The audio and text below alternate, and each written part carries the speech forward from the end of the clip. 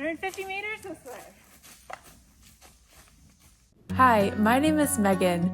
Join me as we explore new places together, hike some trails, and enjoy this adventure outdoors. My mom and I are here at Mistletoe State Park to run the O course. This is one of, I believe, 4 parks in Georgia that has a permanent orienteering course. I've got an adventure race coming up, which if you don't know what an adventure race is, it's basically, don't hate me for this, an off-road triathlon where you're biking, you're paddling, and you're trail running, only using map and compass. And it has been a hot second since I have worked on my orienteering skills, so I'm here at Mistletoe to polish those up and get that map and compass practice in. So I'm going to bring you guys along. I think I've got time for 2 of the courses today. I'm going to start out with the novice just since it's been a while, so I'll bring you along for that, and then I'm going to dive into the intermediate one, and I might bring you guys along for a couple of the control points for that one as well, but I need to get it dialed in. So come along today while we hit up the orienteering course here at Mistletoe. Let's go. Alright, so starting out looking at this map, which I've had for a little while, and my map case is very dirty, but these little black boxes represent the buildings. Currently we're over here parked at the visitor center, and on the novice map most points you can get to by just staying on a trail, so it's a good warm-up.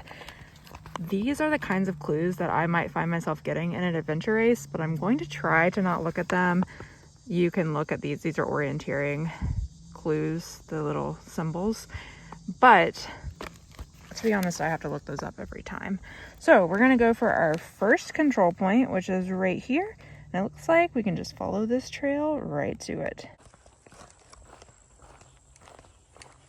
Well, we're walking over to our first control point. I'm going to talk a little bit about how I got into orienteering. So for a while, I was doing something called geocaching, which was finding these little treasure box-like things through an app on my phone. And that didn't require any map or compass navigation skills. And to be honest, oh my gosh, look at this. I thought that was a real lizard for a second. Anywho, geocaching is this app on your phone you can use to find these little treasure boxes, and you can take something from it or add something to it, or sometimes they're just a rolled up piece of paper. You sign the log and woohoo, you found it. But I wanted to get into orienteering because of adventure racing, and I realized I had no navigation skills. So I asked 2 of my friends who used to be in the Army to teach me how to use a map and compass and learn how to pace count. Now, if you're not familiar with pace counting, basically that is measuring out 100 meters. Typically orienteering is done in meters and kilometers, which keeps things really easy and really universal.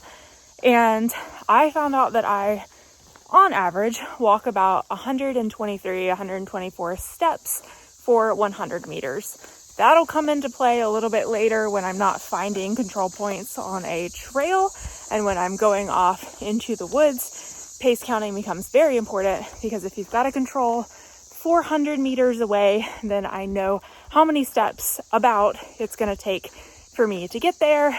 And with that, and having a backstop in mind, a backstop is a feature you might pick on the map to let you know, oh, you've gone too far, or you've overshot, or you've undershot. Well, not undershot, overshot your point that you're looking for. So I think we're getting pretty close to our first point.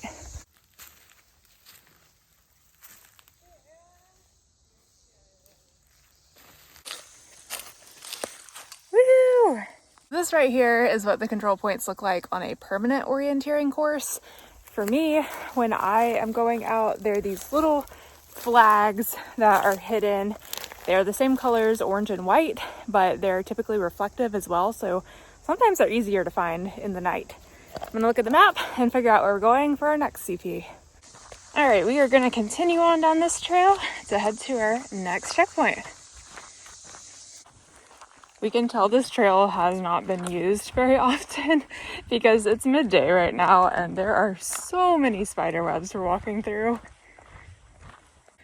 For CP number 2, I see it's at a trail junction, and looking up, here is a trail junction. So I know our checkpoint is going to be over here to our left somewhere. And here she is. I haven't done this course since Hurricane Helene, and I'm realizing it might be a bit more difficult than it has been, and I think parts of it might be closed. For our next point, we're heading from 2 to 3, so I'm looking here and I want to take this junction, this trail, to where it kind of bends and I can notice a creek down here, and then looking at the topo lines, which you always want to pay attention to the scale, and this one very kindly has our contour, which is 3 meters. I know it's going to be kind of right there in the middle of that little hill situation. And if we want to cheat a bit, our clue for this one is top of hill.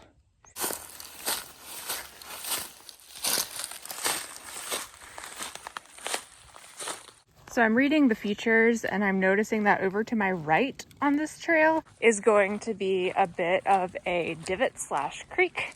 And yeah, those aren't the official words for it, but those are Megan terms for orienteering.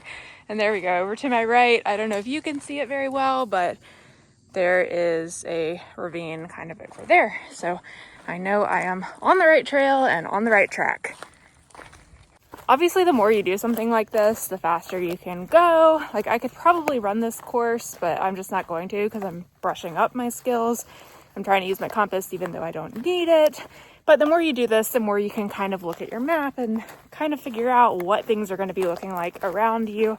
And I'm not perfect by any means. I am not a professional orienteer. I am still what I would consider somewhere just above a novice, just above a newbie. I still get lost sometimes, and that's part of the fun, is trying to get refound. I got some deer tracks. All right, I knew that this was the hill, but I could not find the post, and it's bent and kind of turned a bit. But now that I'm over here, here we go. This is our checkpoint number 3. And there's that creek ravine over there. It's pretty big. Just for fun, from 3 to 4, I am going to use my compass and shoot a bearing. I'm not the best to teach on this, so maybe I'll link a video below if you want to learn more about how to do that. But essentially, I'm going to line up here with how many meters I'm going to end up going, which I will figure out by down here. It's spaced into 100, and then I'm going to line up and put red in the shed and walk in the direction that it tells me to. So I'm going to do that real quick.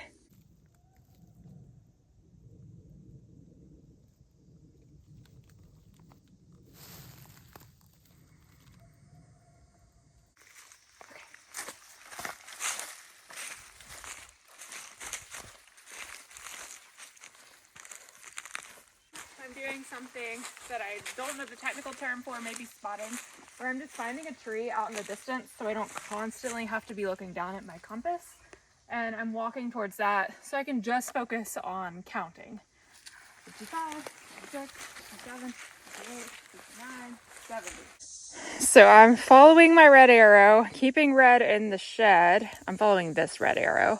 And I've just come to this thing that I'm not going to try and cross. So I need to remember I'm about 50 meters in. I'm going to go around it and then resume it at about that point over there and count that as about 20 steps or so. Stuff like this with off-trail navigation, especially after a hurricane, is kind of why if there's a trail available, you'll want to use the trail. But for practice sake, I want to get in some practice with off-trail navigation, and I don't know if I'll realistically have time to run all 3 courses or even all 2 courses. So I'm doing off-trail navigation, even though it is absolutely not necessary, just to refresh my skills. And now I feel like I'm back on the AT.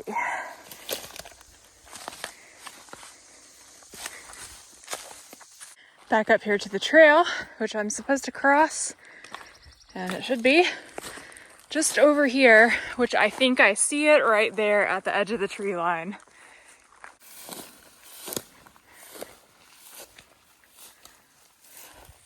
There we go. I'm not walking all the way up to this one, but you can see it just there. To get from 4 to 5, I think it's going to be in our best interest to go back down to the trail and look for when we make that curve and for when the topo lines start going up.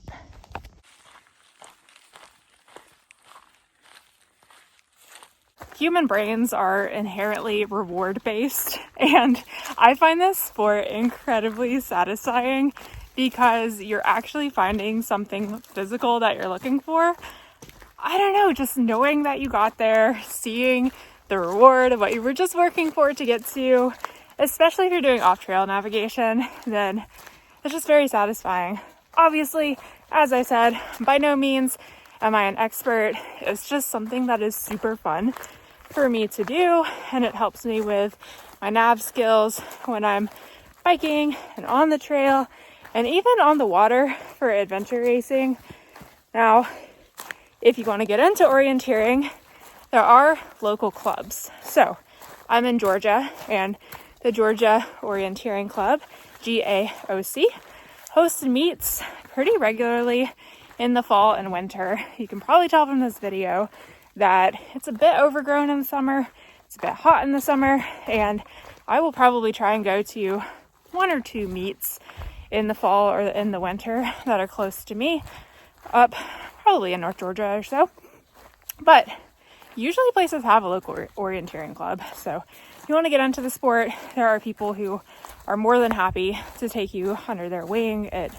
Honestly, it's a very accepting sport, which is really nice, at least from what I found, at least from the Georgia chapter.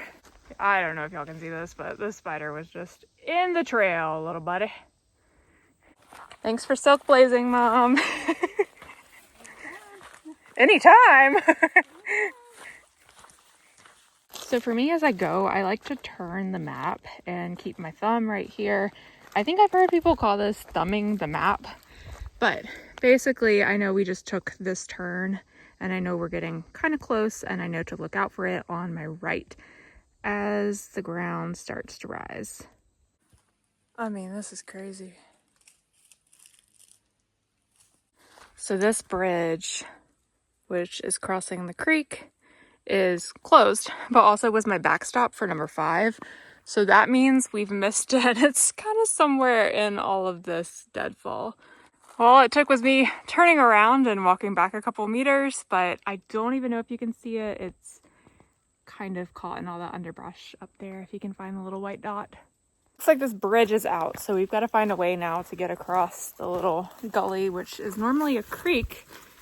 But the next point number 6, is on the left-hand side. So I think we're going to go over just a bit and then see if we can find a place to cross. We have found a safe place to cross, hopefully. Yeehaw.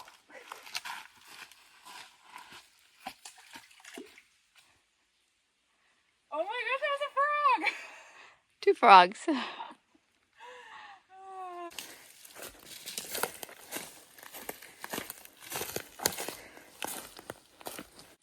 All right, I'm going to give you a moment. Do you see the control point? If you haven't found it yet, it is right there on that island.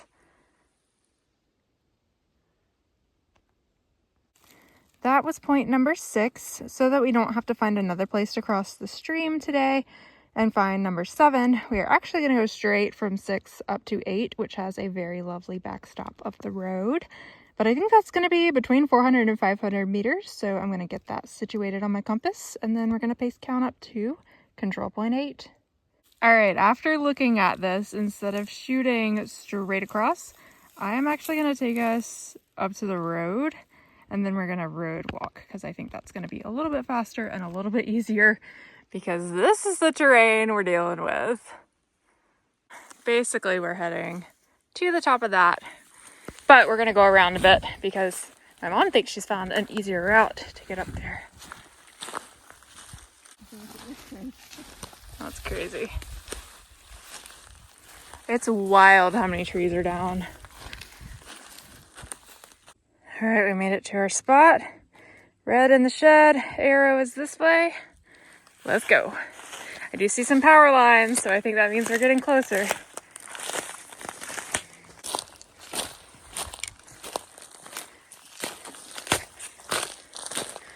Woohoo! Oh, big spider web. We came out approximately right here on the road, and I can tell because power lines right here, power lines right here. So in about 300 meters, start looking towards our right for checkpoint number 8. To be honest, I don't mind a road walk in orienteering. It gives you a nice little break from climbing over fallen trees and crossing creeks and staying found. It's a little easier to stay found on a road walk, especially when you know you're heading towards an intersection, and it's easier to guesstimate 300 meters on a road than it is on a trail or when you're going up and down and all that jazz. Plus, it's in the shade today, so that's nice. All right, we are back on the trail, and it should be just up here on our right at this junction. Oh, yep, there she is. Again, not gonna walk back there, but it looks like it fell because it's just propped up there on that fallen tree. Well, now we're heading back towards the visitor center so we can complete our loop of the novice course, which I would say has turned into an intermediate course. Either that or I'm just way out of practice, but all the trees down and reroutes and whatnot, it's a little more difficult. I got to practice my map and compass nav, and that was the point of today, to make sure I could still pace count and use my compass successfully. I think we might try to do 2 points on the next course, but I'm not going to film those. I'm just going to kind of focus, grind down, and probably jog over to them. And then we'll call it a day. But thank you so much for coming along with me today at Mistletoe on the novice orienteering course. Again, if you're interested in orienteering, there are several different orienteering clubs that would be happy to have you, happy to probably teach you. There are courses. I know REI used to offer courses. I don't know if they do that anymore, but I'm sure that your local club would be happy to help out. As always, thank you so much for watching today's video. Be sure to like, comment, subscribe, all that good stuff. It really helps support creators like me. And I will see you all again very soon for another Adventure Outdoors. Bye! Woo! We're back.